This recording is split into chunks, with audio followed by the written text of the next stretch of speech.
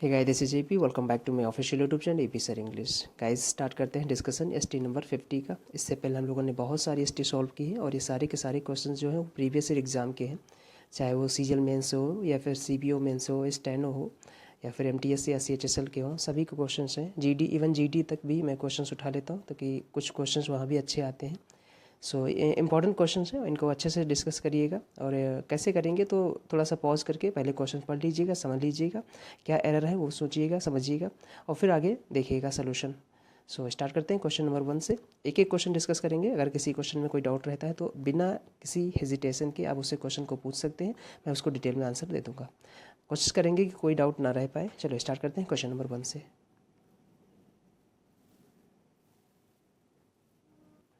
चलिए, question number 1 है हमारे पास। लिखा है select the most appropriate meaning of the given idiom. Idiom दे रखा है ग्रेट बोस्ट स्मॉल रोस्ट। देखो यहाँ पर एक ईडियम है ग्रेट बोस्ट स्मॉल रोस्ट। वैसे तो ये वकैब के पॉइंट ऑफ व्यू से भी आप इस ईडियम की मीनिंग निकाल सकते हो। बोस्ट का मतलब होता है डींगे मारना, ब्रैगिंग करना बोलते हैं। बोस्ट का मतलब क्या होता है? डींगे मारना, बड़ी बड़ी फेंकना, उसे बोलते हैं। सो यहाँ से मीनिंग आप निकाल सकते हैं, क्या हो जाएगा? People brag to cover their inadequacy. ठीक है, जो वो लोग होते हैं ना, बड़ी बड़ी बातें बताते हैं, ये कर देंगे वो कर देंगे, एक्चुअल में वो कुछ नहीं कर पाते। But only talk no action, that is called great boast small roast. So other idioms भी आपके पास है, देख सकते हो। जैसे एक ईडियम आता है all bark and no bite. आपने एक ईडियम सुन रखा होगा, all bark and no bite, है नहीं, केवल और केवल भौंकते हैं बट कोई काटते नहीं, उस टाइप में नो बाइट। तो एक ईडियम ये आता है। और आपने देखा होगा एक और ईडियम आता है, मतलब एक नहीं कई सारे ईडियम है। All hat and no cattle, no cattle, है ना। केवल और केवल क्या है? हैट है बट कैटल कोई नहीं है। इसका भी मतलब वही होता है लंबे लंबे फेंकना बट एक्चुअल में कुछ ना हो, है ना। यानी कि इसका मीनिंग यही हो जाएगा full of big talk but lacking action, उसे बोलते हैं ना। बहुत बड़ी लंबी लंबी बातें फेंकना बट एक्शन में जीरो है। इस टाइप में ये कर लेंगे वो कर लेंगे बट एक्चुअल में कुछ नहीं कर पाते, उसे बोलते हैं ग्रेट बोस्ट स्मॉल रोस्ट या फिर all hat and no cattle. और भी ईडियम है, जैसे आप लिख सकते हो एक ईडियम आता है ऑल ब्लफ एंड ब्लस्टर। अगर आपने सुन रखा होगा तो ठीक है, नहीं सुन रखा होगा तो नोट कर लीजिएगा क्या करना है आपको। ऑल ब्लफ एंड ब्लस्टर, ठीक है। ये भी होता है ना, बड़ी बड़ी लंबी लंबी फेंकना, ये कर देंगे वो कर देंगे, इस टाइप में। Big hat and no cattle, ये भी आता है कभी कभी। बिग हैट जैसे वो अभी आपने बताया ना, उसी के जैसा है। नो कैटल तो नो कैटल, CATTLE कैटल, है इस टाइप में।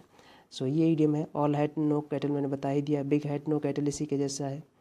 और ऑल ब्लफ एंड ब्लस्टर भी इसी के जैसा है। एक और आप ईडियम लिख सकते हो, ऑल फोम, है ना। ऑल फोम केवल और केवल झाग है ना। All foam no beer, beer में केवल बियर कोई नहीं है ना, केवल और केवल झाग है, इसलिए बोलते हैं ना।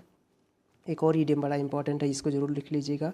All mouth, all mouth and no trousers, and no trousers. So देखो इतना ईडियम हो जाएगा। हमारा सोल्यूशन तरीका यही है कि आप एक क्वेश्चन के थ्रू बहुत सारे क्वेश्चन सॉल्व कर पाएँ, ताकि जो नेक्स्ट कभी एग्जाम में क्वेश्चन मिले तो आप उसे पूरी तरह से सॉल्व कर पाएँ।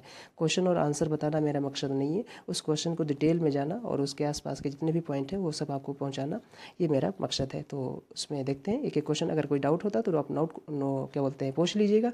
और अगर कोई भी ईडियम आपको नहीं आ रहा है तो आप इसे नोट कर लीजिएगा और टाइम टू टाइम रिवीजन करते रहिएगा। चलिए क्वेश्चन नंबर 2 देखते हैं, आगे बढ़ते हैं।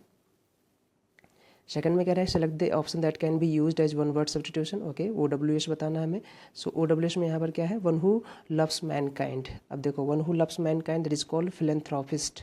So option number 4 is going to be right answer, philanthropist. क्योंकि यहाँ पर देखो दो वर्ड है, एक तो फिल है, फिलो मीन्स होता है ना लवर, और एंथ्रो मीन्स होता है ह्यूमन। ठीक है, तो ह्यूमन का जो लव करते हैं उसे बोलते हैं ना, यानी कि मानव प्रेमी, जिसे बोलते हैं मानव प्रेमी। एक होता है मानव द्वेषी, जो लिखा है यहाँ पर मिसएंथ्रोपिस्ट, ये मानव द्वेषी है। One who hates humankind that is called misanthrope, क्योंकि यहाँ पर एक रूट वर्ड है मिस, ठीक है, जिसका मतलब होता है हेटर्ड। ठीक है, तो समझिएगा इस वर्ड को, रूट वर्ड की टर्मिनोलॉजी समझिए, बड़ा अच्छा होता है, काफ़ी कुछ सीखने को आपको इससे मिल जाएगा। एंथ्रोप मीन्स होता है ह्यूमन, और मिस मीन्स होता है हेटर्ड। ठीक है, इसे मिसएंथ्रोपिस्ट मतलब वन हु हेट्स ह्यूमन। सो यहाँ पर हमारे पास आंसर कौन सा हो जाएगा? 4th हो जाएगा, फिलेंथ्रोपिस्ट। ठीक है, सो यहाँ पर एक और, जैसे एक साइंस भी होती है, जैसे आपने सुन रखा होगा फिलंथ्रॉफी, है ना। सो फिलेंथ्रपी जैसे साइंस बोलते हैं ना, फिलेंथ्रपी, फिलेंथ्रपी एक होती है ना practice of helping the needy people, उसे बोलते हैं फिलेंथ्रपी, वो साइंस बोलते हैं इस टाइप से। सो आंसर वहाँ से डिराइव हो जाएगा 4th, फिलेंथ्रोपिस्ट। ठीक है, डेमी गॉड बेसिकली वो पर्सन हो सकता है, पर्सन भी बोल सकते हो जो पार्शली पर्सन हो, पार्शली गॉड हो, मतलब आप बोल सकते हो ना जिसमें मोर देन मॉर्टल्स के ज़्यादा पावर हो, उसे बोलते हैं पार्शली गॉड, पार्शली पर्सन हो उसे डेमी गॉड बोलते हैं। एंथ्रोपोलॉजिस्ट आप जानते हो ना ह्यूमन स्टडीज़ को, जो जैसे एंथ्रोपोलॉजी क्या होती है, स्टडी ऑफ ह्यूमन स्ट्रक्चर, उसे एंथ्रोपोलॉजी बोलते हैं। और एंथ्रोपोलॉजिस्ट होगा वो इंसान जो स्टडी को करेगा, अध्ययन करेगा। सो एंथ्रोपोलॉजिस्ट मतलब क्या हो जाएगा, one who studies the science of human या फिर स्ट्रक्चर ऑफ ह्यूमन, वो एंथ्रोपोलॉजी होता है। सो समझ में आ गया होगा। आगे बढ़ते हैं, क्वेश्चन नंबर 3 देखते हैं। थर्ड में हमें यूज बताया गया है कि कौन सा ऑप्शन या कौन कौन से ऑप्शन जो है वो बेस्ट ईडियम की मीनिंग यहाँ पर कन्वे कर रहे हैं। जो इस ईडियम लिखा है वहाँ पर वो लिखा है वेंट योर स्प्लेन। यहाँ पर एक ईडियम आता है बड़ा अच्छा है, वेंट वंस स्प्लेन, है ना। स्प्लेन के वैसे लिटरल मीनिंग होता है जहर, ठीक है, जहर। अब अपना जहर उगलना, वेंट का मतलब यहाँ पर होता है उगलना, है ये जो वेंटिलेटर ट्यूब होता है ना उसी से बना है ये वेंट। इसी के मिलता जुलता एक ईडियम आता है वेंट वंस फ्रस्ट्रेशन, यानी अपनी भड़ास निकालना, उसी को बोलते हैं वेंट वंस स्प्लेन। सो देखिए कौन कौन से स्टेटमेंट में वेंट और स्प्लेन का मीनिंग सही दे रखा है, यानी गुस्सा निकालना, गुस्सा एक्सप्रेस करना, to express one's anger, that is called vent one's spleen. So देखिए कौन कौन सा मीनिंग हो जाएगा। फर्स्ट में लिखा है when we vent our spleen we generally feel good. नहीं भाई, ऐसा तो नहीं होता है। सो फर्स्ट तो गलत हो जाएगा, हम अच्छा कैसे फील करेंगे भड़ास निकाल कर, ऐसे थोड़ा सा इलॉजिकल है, ये नहीं होगा। Consult doctor for controlling the damage to your system when you vent your spleen. जब बहुत ज़्यादा गुस्सा हो जाते हो तो जो नर्व सिस्टम आप पर इफेक्ट पड़ता है, उस चीज़ के इफेक्ट को कंट्रोल करने के लिए आपको डॉक्टर से कंसल्ट करना पड़ता है, ये बात है। तो यहाँ पर ये सही यूज़ किया गया है, यानी सेकंड में तो सही यूज़ किया गया है। थर्ड में लिखा है his latest article in the newspaper went his spleen on bureaucracy, ठीक है, उसी जो लेटेस्ट आर्टिकल थी न्यूज़पेपर में उसका गुस्सा एक्सप्रेस की, तो ये भी हमारे पास बिल्कुल सही है। सो सेकंड और थर्ड सही हो जाएगा। अब सेकंड और थर्ड किस में है, ओनली सेकंड में है, only statement second and third is good, sir, ठीक है। सो आंसर क्या हो जाएगा, only statement second and third are correct. So यहाँ पर देखो कौन सा हो जाएगा, ऑप्शन नंबर 2 हो जाएगा थर्ड का। आगे बढ़ते हैं, क्वेश्चन नंबर 4 देखते हैं। फोर्थ में हमें बताना है meaning of the given word reluctant. Reluctant means होता है अनविलिंग टू डू समथिंग, यानी जो अनिच्छुक हो कुछ करने के लिए, जिसका मन न करे उसे रिलक्टेंट बोलते हैं। सो आंसर हो जाएगा ऑप्शन नंबर सी, अनविलिंग और हेजिटेंट। आगे बढ़ते हैं, क्वेश्चन नंबर 5 में हमें एरर बताना है। देखो बड़े अच्छे सेंटेंस हैं। जावेद रिफ्यूज्ड पोलाइटली, बहुत अच्छा सेंटेंस है। अ सेकंड सर्विंग, सबसे पहले अ सेकंड सर्विंग की मीनिंग समझिएगा। अ सेकंड सर्विंग का मतलब होता है अ सेकंड मील, ठीक है। जैसे अभी देखो गांव देहात में तो अभी भी होता है फिलहाल, जैसे खाना वाना किसी को खिलाना हो, कोई जैसे मैरिज फंक्शन हो या कोई फंक्शन हो, तो लोग बैठाल के खाना खिलाते हैं। तो जब एक बार खाना दे देते हैं, सब लोग खाने लगते हैं, दोबारा जब आता है ना कि आप ये लो, तो उसे बोलते हैं सेकंड मील, ठीक है, sorry second serving.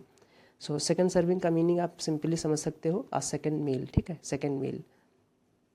Second serving meaning बहुत अच्छी है, देख लीजिएगा, सेकंड सर्विंग, ठीक है। सेकंड सर्विंग का मतलब क्या हो जाएगा, सेकंड मील, है ना, सेकंड मील, यानी दोबारा जब खाना आए उसी को बोलते हैं सेकंड मील, ठीक है, सेकंड मील। सो यहाँ पर मीनिंग समझिएगा। जावेद रिफ्यूज्ड पोलाइटली, यहाँ पर रिफ्यूज नहीं है। मैंने आपको क्लास में बहुत सारी चीज़ें बताई है। रिफ्यूज़ में डिफरेंस क्या होता है ना, रिफ्यूज़ में, डिक्लाइन में डिफरेंस क्या है ना, रिफ्यूट में डिफरेंस क्या है, और डिनाई में डिफरेंस क्या है, डिनाई की मीनिंग क्या है, और फॉरबिड की मीनिंग क्या है। एक बार फिर से समझ लेंगे। रिफ्यूज़ का मतलब होता है, ध्यान से समझेंगे, not to agree, not to agree. मैं यहाँ पर लिख नहीं रहा हूँ, मैं बोल रहा हूँ, समझते रहेंगे। नॉट टू एग्री, देखिए हिंदी में इन सभी का मतलब मना करना है, ना करना, मना करना। लेकिन हिंदी से इंग्लिश में नहीं ध्यान रखना, इंग्लिश को इंग्लिश में पढ़ेंगे तभी ज़्यादा समझ में आएगा। नॉट टू एग्री होता है रिफ्यूज़ का मतलब, यानी एग्री नहीं हो किसी बात पर, उसे हम रिफ्यूज़ कर देते हैं, उसी बात को रिफ्यूज़ कर देते हैं।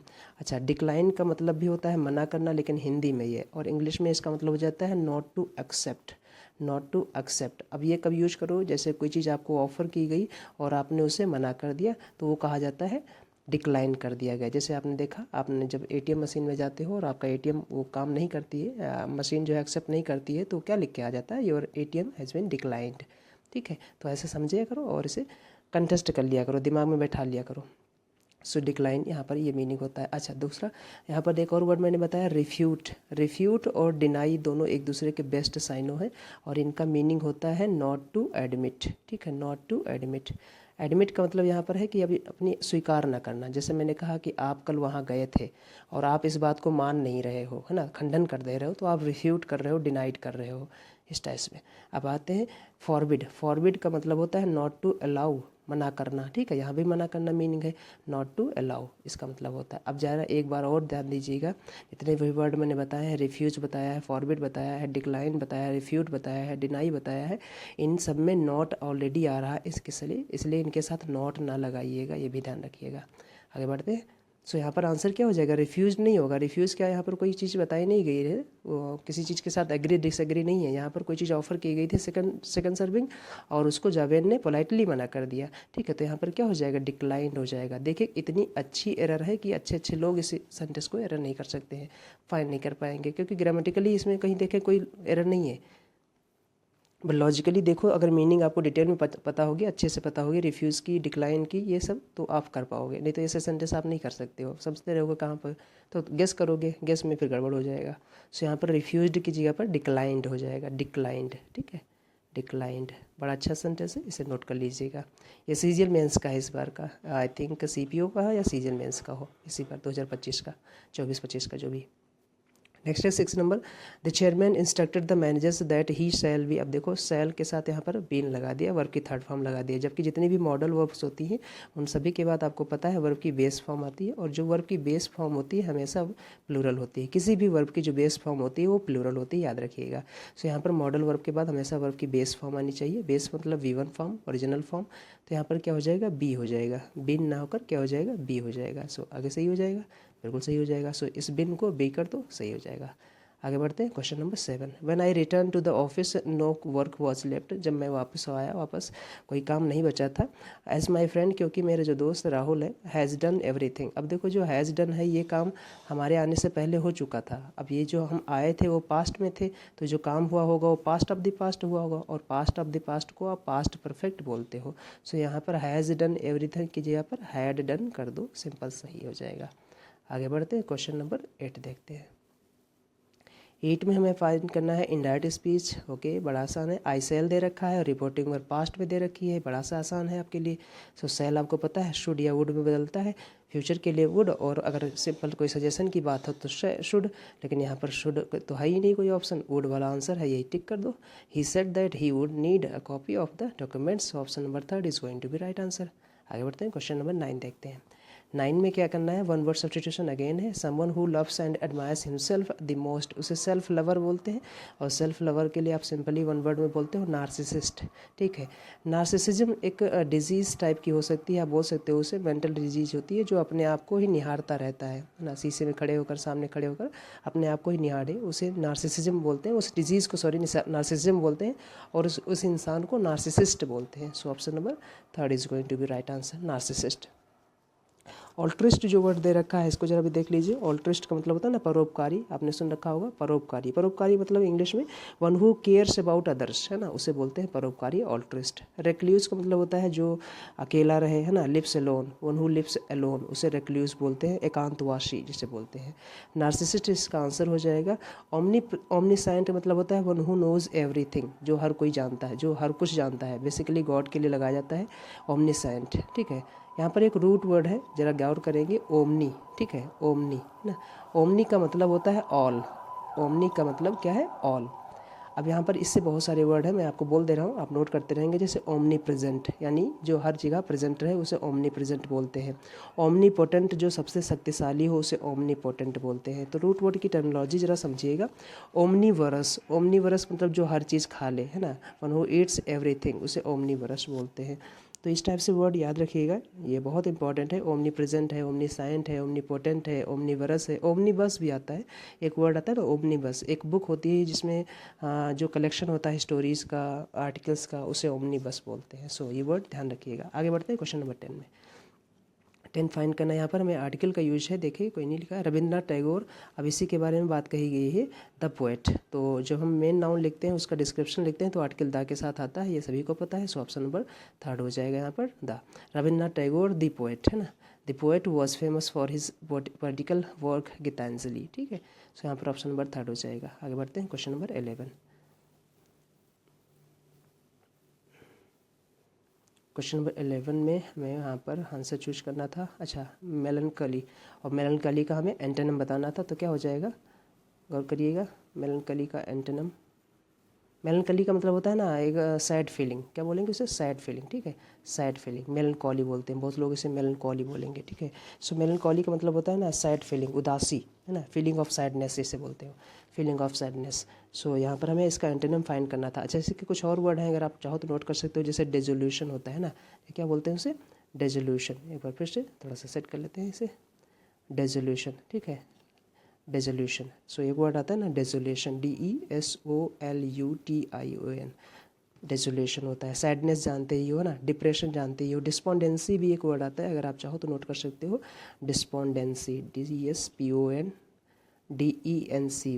बहुत ज़्यादा डिटेल में आप जा रहे हो, अच्छे से सीख लीजिएगा, हर चीज़ को नोट कर लीजिएगा, ये सब वर्ड इसके होते हैं। सो मेलनकॉली बोलते हैं इसे। अब इसका एंटोनिम में फाइंड करना है तो प्लेजेंट हो जाएगा, है ना, हैप्पी हो जाएगा, प्लेजेंट हो जाएगा, ये सब इसके एंटोनिम हो जाएंगे। बाकी वर्ड आपको पता है, मिजरेबल इसका साइनो हो जाएगा, प्रॉफिटेबल जानते हो, मैकेनिकल जानते हो। आगे बढ़ते हैं, जम्बल्ड।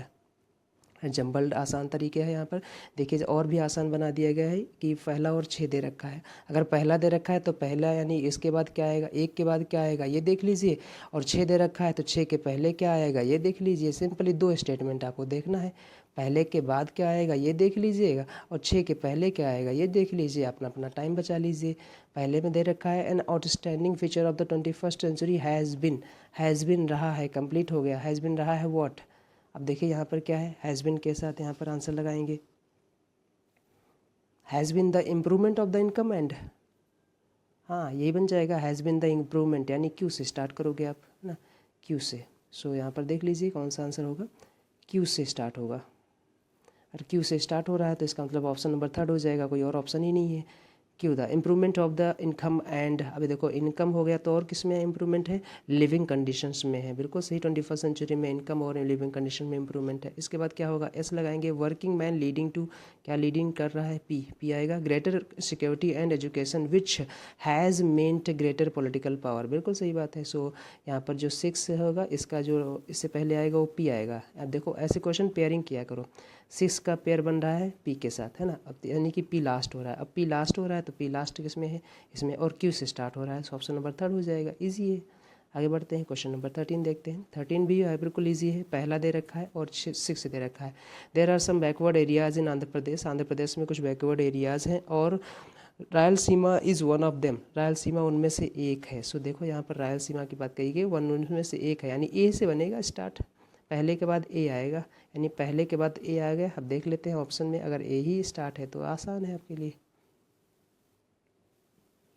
बिल्कुल एक ही ऑप्शन है ए से, ABDC। So option number 2 is going to be right answer. Check कर लीजिएगा, अगर कोई डाउट हो तो पूछ लीजिएगा। जंबल करने के सबसे आसान तरीके होते हैं, पेयरिंग किया करो, ठीक है, पेयर बना दिया करो, इसके बाद ये आएगा, इसके बाद ये आएगा, सिंपल सी है। और ये ऐसे सब करोगे तो इसमें ग्रामर प्लस वकैब का थोड़ा सा अंडरस्टैंडिंग होती है। जितनी अच्छी आपकी ग्रामर होगी, जितनी अच्छी आपकी वकैब अंडरस्टैंडिंग होगी, उतने अच्छा आपका जंबल और क्लोज टेस्ट और RC सेक्शन होगा, रीडिंग कॉम्प्रहेंशन जिसे बोलते हो आप, अनसीन पैसेज जिसे आप बोलते हो, वो सब इससे इन्हीं सब चीज़ों से बनकर बनते हैं। चलो आगे बढ़ते हैं, क्वेश्चन नंबर 14 देखते हैं, 14, ठीक है।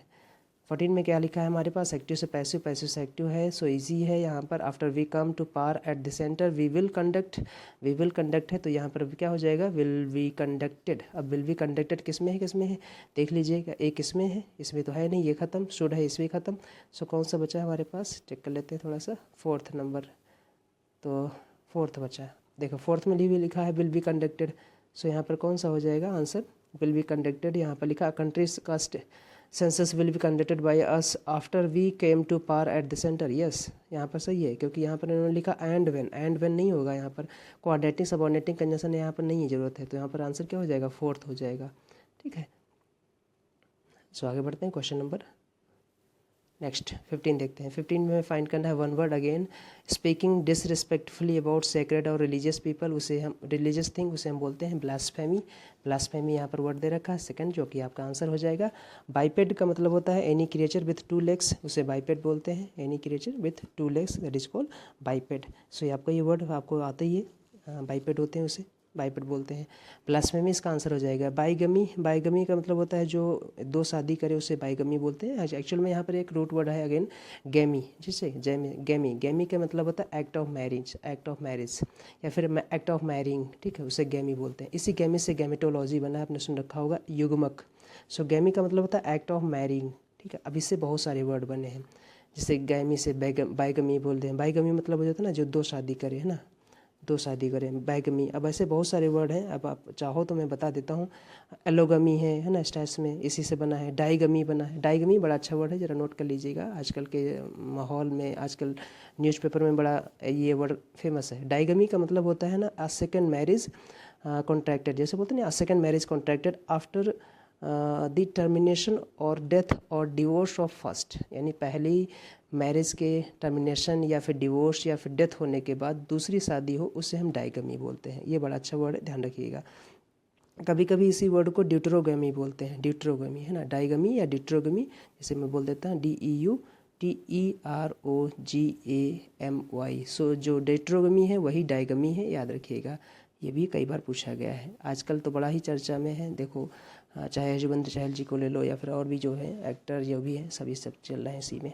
सो ध्यान दीजिएगा। अब देखो बहुत सारे वर्ड हैं, जैसे मिसोगमी। मिसोगमी में अभी मैंने बताया, मिसो का मतलब होता है हेटर, नफरत, और गमी का मतलब होता है marriage. So one who hate marriages that is called misogamy. Polygamy का मतलब होता है, पॉली मतलब बहुत ज़्यादा, गमी मतलब शादी, जो एक से ज़्यादा शादी करे, है ना, उसे बोलते हैं पॉलीगमी। पॉलिएंड्री मतलब होता है वन हु बोल सकते हैं मोर देन वन हस्बैंड, उसे पॉलिएंड्री बोलते हैं, है ना। और पॉलीगमी मैंने बता ही दिया यहाँ पर। मोनोगमी जानते हो, आजकल बड़ा ही चर्चा में चल रहा है मोनोगमी, है ना। सेल्फ मैरिज बोल सकते हो ना, सिंगल मैरिज बोल सकते हो, मोनोगमी उस टाइप में। सो मोनोगमी बोलते हैं वहाँ पर। तो बहुत सारे वर्ड हैं, ये वर्ड याद रखिएगा। नेक्स्ट बढ़ते हैं क्वेश्चन नंबर, बाकी कोई सही है। बेलिजरेंट आपको पता ही आक्रामक होता है, कॉम्बैट होता है। 16 नंबर हमें अगेन फाइंड करना है क्या फॉर, अच्छा यहाँ पर वर्ड दे रखा है और उसको करेक्ट तरीके से हमें अरेंज करना है, यानी सेंटेंस बनाना है। सो बड़ा आसान है। देखिए यहाँ पर क्या है, आप पहचानिए वर्ड, जो फ्रेज दे रखी है पहचानिए क्या लिखा है। थ्रू द डेंस फॉरेस्ट, यानी ये हमारी प्रपोजिशनल फ्रेज है, थ्रू द डेंस फॉरेस्ट, ठीक है। दी हाइकर्स, यहाँ पर सब्जेक्ट बन जाएगा, ट्रैक्ड मेन वर्ब बन जाएगी, फॉर प्रपोजिशन है, इसके बाद ये ऑब्जेक्ट बन जाएगा, बिफोर प्रपोजिशन है, इसके बाद ये ऑब्जेक्ट बन जाएगा, बिफोर रीचिंग द माउंटेन, ये उसका ऑब्जेक्ट बन जाएगा, माउंटेन पीक, इसका मतलब द हाइकर्स जो है हमारा सब्जेक्ट हो जाएगा। सब्जेक्ट हाइकर्स हो जाएगा, तो आपको पता है स्ट्रक्चर SVO होता है, subject verb object, subject verb object. So यहाँ पर द हाइकर्स ट्रैक्ड, ट्रैक्ड मतलब होता है एक कठिन रास्ता चलना, उसे ट्रैक्ड बोलते हैं। ट्रैक का मतलब होता है ना कठिन रास्ता, यहाँ पर वर्ब के रूप में यूज किया गया है, तो कठिन रास्ता चलना हो जाएगा, और क्या। So the hikers tracked, tracked, ठीक है। अब यहाँ से चेंज कर लीजिए कौन सा आंसर, देखो तो पहला तो नहीं होगा, before reaching the mountain peak, दिए गलत हो जाएगा। बाकी ऑप्शन देखते हैं, ये हो जाएगा, ये नहीं हो जाएगा। सो थर्ड हो जाएगा इसका आंसर, ऑप्शन नहीं, बिजी है ना, 16 का थर्ड हो जाएगा। आगे बढ़ते हैं, क्वेश्चन नंबर 17 देख लेते हैं। 17 में हमें फाइंड करना है, इंप्रूवमेंट बताना है। इंप्रूवमेंट में क्या लिखा है, the doctor prescribes antibiotics and cough syrup to me when I had severe cough and cold. जब ये बात पास्ट की कर रहे हैं तो यहाँ पर बात पास्ट की करो, ठीक है। अब मेन जो सबऑर्डिनेटिंग क्लॉज में टाइम लिखा है वो हमारा पास्ट का है। अगर पास्ट है तो ये कौन से टाइम को रिप्रेजेंट कर रहा है, तो मेन क्लॉज में लिखे गए टाइम को रिप्रेजेंट कर रहा है। तो हमारा टाइम जब पास्ट का है तो एक्शन पास्ट का होगा, क्योंकि टाइम डिसाइड द टेंस, ठीक है। सो यहाँ पर क्या हो जाएगा, प्रिस्क्राइब ना होकर प्रिस्क्राइब्ड हो जाएगा। सो ऑप्शन नंबर सेकंड हो जाएगा। जरा वर्ड की मीनिंग ध्यान रखिएगा। प्रिस्क्राइब का मतलब होता है सजेस्ट करना इस चीज़ को, है ना, एडवाइस देना, ये करो, ये करो, ऐसे करो, इस टाइप में। इसी से नाउन इसका बना है प्रिस्क्रिप्शन। डॉक्टर लोग प्रिस्क्रिप्शन चार्ज लेते हैं, बताने का चार्ज लेते हैं। एक वर्ड आता है प्रोस्क्राइब। प्रोस्क्राइब का मीनिंग होता है खारिज कर देना, नलीफाई कर देना, नल एंड वॉइड कर देना। सो ये वर्ड सुनते रहिएगा और आंसर देते रहिएगा। आगे बढ़ते हैं, क्वेश्चन नंबर 18 देखते हैं।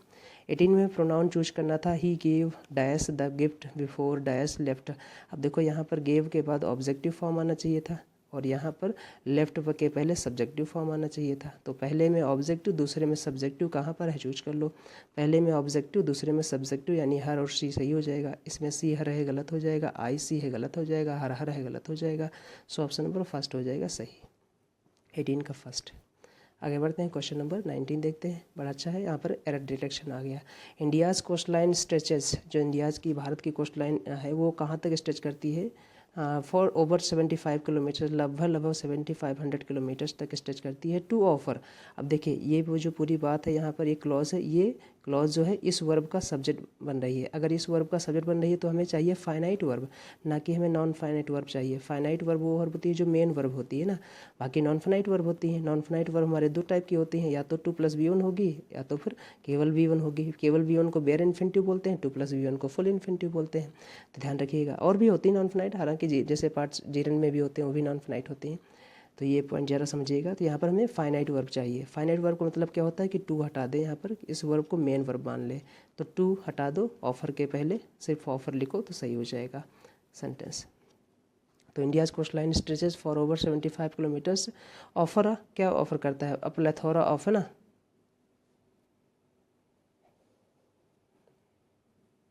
बेसिकली ऑफर्स करो ज़्यादा अच्छा है ना, क्योंकि ये क्लॉज हमारी सब्जेक्ट बनेगी तो ऑफर्स हो जाएगा स्टेस में। चलो आगे बढ़ते हैं, क्वेश्चन नंबर 20 देखते हैं। Kavya finishes her homework before having dinner.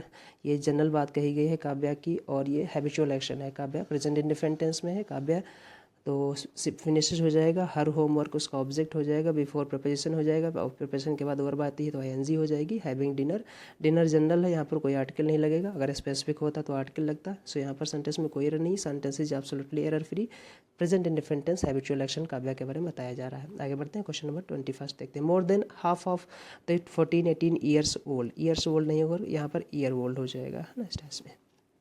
Year old children, ये नाउन का कॉन्सेप्ट है, केस उसमें पढ़ा होगा या यूनिट में पढ़ा होगा, उस केस में पढ़ा होगा, यूनिट में पढ़ते हैं आप ये सब केसेज, ये सब पॉइंट्स। सो यहाँ पर क्या हो जाएगा, ईयर ओल्ड, है ना, ईयर ओल्ड, सिंगुलर में ईयर ओल्ड, इसे ईयर बोलते हैं। सही से प्रोनाउंसिएट क्या करेंगे, ईयर, अयर भाई वाला ईयर, ये वाला ईयर, ठीक है। तो ईयर बोल्ड है ना स्टेस में, यहाँ पर एस हटा दो। आगे बढ़ते हैं, क्वेश्चन नंबर 22 देखते हैं। 22 में लिखा सी रन्स फास्टर देन मी। अब देखो सब्जेक्ट टू सब्जेक्ट कंपैरिजन होता है तो आपने पढ़ रखा होगा, तो यहाँ पर क्या हो जाएगा, सी रन्स फास्टर देन मी या फिर आई। सो यहाँ पर आप मी नहीं जाएगा, आई कर दो, she runs faster than I. Subject का सब्जेक्ट के साथ कंपैरिजन, ऑब्जेक्ट का ऑब्जेक्ट के साथ कंपैरिजन। आगे बढ़ते हैं, क्वेश्चन नंबर 23 देखते हैं। 23 में हमें आर्टिकल का यूज करना था। पहले में लिखा है dash team of the girl succeeded in reaching, ठीक है, डैश टॉप ऑफ K2। अब K2 की टॉप तो एक ही होगी, जो वन एंड ओनली होती है वो डेफिनेट होती है, डेफिनेट होती है तो आर्टिकल दा लगता है, यानी कि लास्ट में तो आर्टिकल दा लगेगा, यानी सेकंड वाले में तो आर्टिकल दा लगेगा। अब सेकंड में आर्टिकल दा किस में है, केवल एक ही ऑप्शन है, फटाक से आंसर मार दो, सेकंड नंबर। देखो तो आ टीम ऑफ 2, यहाँ पर क्या हो जाएगा, आर्टिकल ए, कोई एक टीम यहाँ पर, आ का मतलब यहाँ पर वन, ठीक है। तो आ टीम ऑफ, अब जैसे ध्यान से देखेंगे तो हम और ज़्यादा डिटेल में बताएं तो अब आपको बताते रहेंगे। द जो है वो हमारे पास स्ट्रॉन्गर फॉर्म है, यानी कि ये डेफिनेट है, और ए जो है हमारे पास ये इनडेफिनेट है। इनडेफिनेट का मतलब होता है कोई नाउन ऐसा जो केवल और केवल स्पीकर को पता हो, लिसनर को नहीं पता हो। या फिर इनडेफिनेट ए का मतलब ये भी होता है कि वन ऑफ मेनी दिखाना हो, तब भी हम ए का यूज करते हैं। तो कई सारे पॉइंट में अलग अलग तरीके से अलग अलग सेंस में यूज करते हैं। जरूरी नहीं कि एक ही का मतलब ए का मतलब एक ही है कि इनडेफिनेट हो, ए का मतलब वन भी होता है ना, इसलिए क्योंकि ये वन की वीकर फॉर्म ए होती है। जैसे दिस और दैट की वीकर फॉर्म द होती है, वैसे ही ये वन की वीकर फॉर्म ए होती है। तो कई बार ए का मतलब वन ऑफ मैनी भी होता है ना, और कई बार ए का मतलब वन भी होता है, और कई बार ए का मतलब एक भी होता है, मतलब यही है वन मतलब एक। तो यहाँ पर आंसर क्या हो जाएगा, 23 का सेकंड हो जाएगा। बिल्कुल इजी है। A team of 2 girls succeeded in reaching. अब ध्यान से जरा एक पॉइंट और देखिएगा, सक्सीड के साथ कोई भी वर्ड आएगा उसके साथ प्रिपोजिशन इन ही आएगा, और अगर वर्ब आगे आ रही है तो आईएनजी लगाइएगा, क्योंकि प्रिपोजिशन के बाद वर्ब ऑब्जेक्ट आता है। अगर वर्ब आएगी तो उसे ऑब्जेक्ट बनाना पड़ेगा। ऑब्जेक्ट बनाकर कैसे बनाओगे, तो वर्ब को आईएनजी में बदल दो तो जीरन बन जाएगा, और जीरन सेंटेंस में नाउन बनने का काम करते हैं, नाउन सेंटेंस में सब्जेक्ट या ऑब्जेक्ट बनने का काम करते हैं। इसलिए प्रिपोजिशन के बाद हमेशा वर्ब की आईएनजी फॉर्म आती है। सिंपल सा लॉजिक है, कोई रटना फटना नहीं है, आसान से पढ़ते रहो। सो यहाँ पर क्या हो जाएगा, ऑप्शन नंबर सेकंड हो जाएगा 23 ए और द, यानी आर्टिकल ए और द लगाइएगा। द और दी पढ़िए, कोई द नहीं है, वो द लोग पढ़ते हैं यहाँ पर जब इसके बाद में कॉन्सोनेंट साउंड आया हो, और दी पढ़ते हैं जब इसके साथ वावेल साउंड आया हो। ये सब आपके लिए एसएससी में ज़रूरी नहीं है, बस जनरली स्पोकन में है थोड़ा बहुत, अदरवाइज वहाँ भी नहीं है कुछ खास। सो आगे बढ़ते हैं, क्वेश्चन नंबर 24 देखते हैं। 24 में लिखा है मिटिगेट, उसका एंटोनिम बताना है। मिटिगेट का मतलब होता है कम करना, लेकिन कम क्या, जैसे कोई प्रॉब्लम हो, कोई समस्या हो, कोई दर्द हो, उससे बोलते हैं मिटिगेट करना। एक्चुअली मिटिगेट की इंग्लिश में मीनिंग समझिए। मिटिगेट का मतलब होता है ना अस्वेज करना, शांत करना जिसे बोलते हैं ना, थोड़ा सा बोलते नहीं है, लेसन करना, कम करना, उससे मिटिगेट बोलते हैं। सो मिटिगेट बहुत अच्छा वर्ड है, कई बार पूछा भी गया है, कई बार एग्ज़ाम में आया है, और ये ऐसे वर्ड हैं जो बार बार आते रहते हैं, आप इनको अच्छे से पढ़ लीजिएगा। सो मिटिगेट का मतलब क्या हो जाएगा, रिड्यूस करना, है ना, रिड्यूस करना हो जाएगा मिटिगेट का। आप बोल सकते हो एमिलियोरेट, एक बड़ा अच्छा वर्ड आता है, उसका भी मीनिंग हो जाएगा। एलिविएट एक अच्छा वर्ड आता है, देखो लिखा भी है इसमें, एलिविएट लिखा है, ये इसका साइनो हो जाएगा। डिमिनिश इसका साइनो हो जाएगा। वीकन इसका साइनो हो जाएगा। हमें एंटोनिम फाइंड करना है तो इंटेंसीफाई इसका एंटोनिम हो जाएगा। अब इसके एंटोनिम बहुत ज़्यादा इंपॉर्टेंट है, जब मैंने आपको क्लास में सीट में कराया है एंटोनिम्स के, इंटेंसिफाई का, एग्जैसरबेट कराया होगा, एग्रावेट कराया होगा, इंक्रीज कराया होगा, ये सब इसके एंटोनिम में बहुत ज़्यादा पूछे जाते हैं। सो मिटिगेट का समझ पाए हो, reduce the intensity of something that is called mitigate करना, है ना, मिटिगेट कर गया, reduce the intensity of something that is called mitigate. Alleviate हो जाएगा, डिमिनिश हो जाएगा, लेसन हो जाएगा, वीकन हो जाएगा, स्वेच हो जाएगा, सूद हो जाएगा, अटेन्यूएट हो जाएगा, ये सब इसके सिनोनिम हो जाएंगे, है ना, साइन हो जाएगा। और एंटोनिम में कौन कौन हो जाएगा, एंटोनिम में इंटेंसिफाई हो जाएगा एंटोनिम, एग्जैसरबेट हो जाएगा एंटोनिम, एग्जैसरबेट का मतलब होता है बद से बदतर करना, ख़राब करना, एग्रावेट का मतलब बढ़ा देना, तो ये एंटोनिम हो जाएगा, इंक्रीज इसका एंटोनिम हो जाएगा। सो आगे बढ़ते हैं, क्वेश्चन नंबर 25 देखते हैं। 25 में हमें फाइंड करना ईडियम स्प्लिट वन साइड्स, इसका मतलब होता है टू रोर विथ लाफ्टर, हंसते हंसते पेट फूल जाना, उसे बोलते हैं split with sides, sorry split one sides, है ना, इस टाइप में। सो ऑप्शन नंबर फर्स्ट हो जाएगा टू रोर विथ लाफ्टर। ऐसे बहुत सारे नए नए ईडियम्स हमने क्लास में कराए हैं और उसकी PDF आपको हमारे टेलीग्राम चैनल पर फ्री में मिल जाती है, आप वहाँ से डाउनलोड कर सकते हैं, ज्वाइन कर लीजिएगा। आप सभी का स्वागत है, टेलीग्राम पर भी फ्री में है, वहाँ पर कंटेंट और आपका ना best of the best content आपको दिया जा रहा है, और भी एब्सोल्युटली फ्री। हो सकता है इन फ्यूचर में हम चार्ज लगा दें इस पर, बट अभी भी तो फ्री चल रहा है। 26 आगे बढ़ते हैं नेक्स्ट। 26 में हमारे पास वन वर्ड अगेन है, protect from a danger, risk और unpleasant experience that is called shield. Shield की हिंदी दो होती है, एक तो हिंदी में बोलते हैं उसे कवच, क्या बोलते हैं उसे हिंदी में, कवच बोलते हो ना, कवच। दूसरा हिंदी में इसे ढाल भी बोलते हैं कुछ लोग, ढाल, ठीक है, कवच बोले या फिर ढाल बोले, सो ये आंसर हो जाएगा शील्ड, ठीक है, शील्ड। स्केयर का मतलब डरना होता है, इसकी सेकंड फॉर्म थर्ड फॉर्म बना दे तो एडजेक्टिव बन जाएगा स्केयर्ड, डरा हुआ। सीज का मतलब जब्त करना होता है, और सीवियर का मतलब होता है काटना या ब्रेक करना, सीवर करना। अब इसके बहुत सारे मीनिंग है। एक और वर्ड आता है सीज का स्पेलिंग CES वाला, CESE वाला। इस सीज का मतलब होता है रोकना, प्रोहिबिट करना, और ये जो SEIZD है, सीज का मतलब होता है जब्त करना। स्केयर का मतलब मैंने बता दिया, डरना डराना होता है। शील्ड मतलब कवच होती है, ढाल होती है, ये इसका आंसर हो जाएगा फोर्थ, ठीक है, 26 का। आगे बढ़ते हैं, क्वेश्चन नंबर 27 देखते हैं। 27 में अगेन हमारे पास जम्बल्ड है, जरा अच्छे से पढ़ लीजिएगा, बिल्कुल इजी वर्ड है जम्बल्ड में ना। 27 में जम्बल देखो, Swaminathan and Mani were nervously walking up the short drive leading to Rajam's house, इसके बारे ये दो बात कहेगा। फिर यहाँ पर दम लिखा है, इसका मतलब a policeman in uniform cried to them, यानी ए के बाद बी आएगा, सिंपल सा है, तो ए के बाद बी पर पेयर बन गया यहाँ पर, सिंपल ही है, क्योंकि ये जो दम आया है ये किसका है, स्वामीनाथन एंड मनी का है, तो ये दम उन्हीं का है, प्लूरल है, तो ए के बाद बी होगा। अब ए के बाद बी किस में है देख लेते हैं फटाक से आंसर, ए के बाद बी,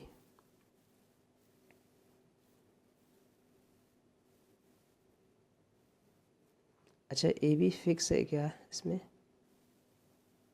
ए भी फिक्स है तो बी से स्टार्ट कर लो, ए बी से फिक्स होगा, एक बार देख लीजिएगा फिर से, ए बी फिक्स होगा इसमें तो बी से स्टार्ट कर लीजिए, इसमें क्या जा रहा है, ठीक है, ए बी फिक्स होगा तो बी से स्टार्ट कर लीजिए, बी हो जाएगा हमारा। अब बी से कौन सा है, दो हैं। अब देखिए बी के बाद क्या लिखा है, द पुलिसमैन, हाँ पहले पुलिसमैन उनके पास पहुंचा तब उससे पूछे, तो बी के बाद सी हो जाएगा, सिंपल है। बी के बाद क्या हो जाएगा, सी हो जाएगा, बी सी पेयर बन गया तो आंसर बी हो जाएगा, यानी सेकंड हो जाएगा, बिल्कुल ईजी है। खत्म करते हैं, आगे बढ़ते हैं। क्वेश्चन नंबर कॉम्प्रेंशन आ गया, कॉम्प्रेंशन बड़ा अच्छा है, इसको पढ़िएगा अच्छे से। और कंप्रेशन पढ़ने का मैं तरीका थोड़ा सा बता दूं कि आप जितना ज़्यादा हो सके रीडिंग किया करो, जितना ज़्यादा हो सके रीडिंग किया करो, है ना। और रीडिंग ऐसा नहीं कि एक बार बैठे 4-5 घंटे लगे पढ़े रीडिंग का मतलब ये होता है कि थोड़ा ना, जैसे आधा घंटा अभी पढ़ा, फिर अपना बाकी पढ़ाई कर लिया तो 3 घंटे, फिर कभी आधा घंटा बीच में पढ़ा, यानी दिन भर में आपको 1.5 घंटे रीडिंग करनी है। और 1.5 घंटे रीडिंग कैसे करना है, एकदम से 1.5 घंटे नहीं लगाना, आधे घंटे को 3 बार ब्रेक कर दो, है ना, इस टाइप में। या फिर 45 मिनट का 2 बार कर लो, मतलब हम कह रहे हैं कि 1.5 घंटे मिनिमम रीडिंग आपको करनी है।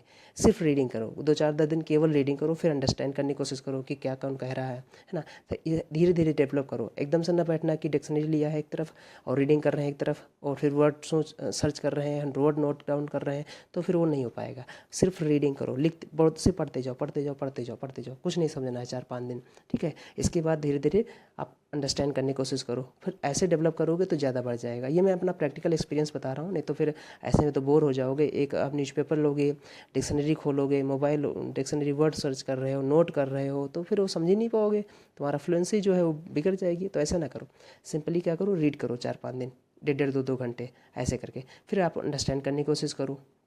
और रीड वही करो जो आपको पसंद हो, चाहे जो न्यूज़ भी हो, चाहे जो चीज़ न्यूज़ हो, जो चीज़ पढ़ोगे आपको कुछ ना कुछ नॉलेज ही देगी, ये ध्यान रखिएगा। सो ऐसा पढ़ना कि आपको कुछ नॉलेजेबल भी हो और इंटरेस्टिंग भी हो, इस टाइप में।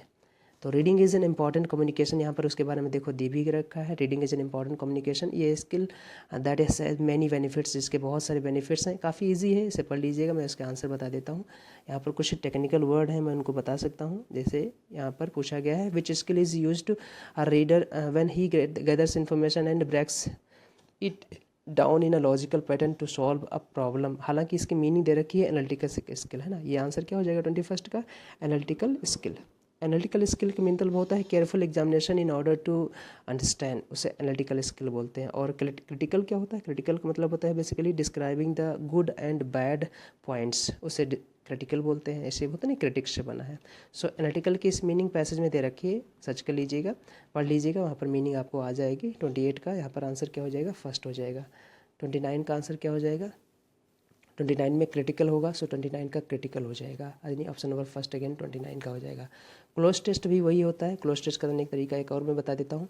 अगर किसी ऑप्शन में जैसे फॉर एग्जांपल मान चलो मुझे 31 नहीं समझ में आ रहा है, तो 31 छोड़ दो उसे और आगे मूव कर जाओ। कई बार हमें पीछे जब पढ़ जाते हैं तो उसके बाद हमें समझ में आता है कि ये वाला ऑप्शन यहाँ पर हो जाएगा, ऐसे भी किया करो।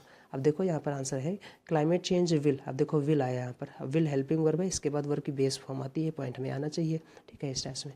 सो विल के बाद यहाँ पर बेस फॉर्म आएगी, बिल्कुल ईजी है, मैं आपको बता देता हूँ। इसके आंसर पढ़ लीजिएगा। पहले का 30 का आंसर हो जाएगा अफेक्ट, और इसका जो 30 का आंसर हमारे पास हो जाएगा वो अफेक्ट हो जाएगा। थोड़ा ध्यान दीजिएगा, ऑफेंड का मतलब होता है नाराज़ करना, परेशान करना किसी को।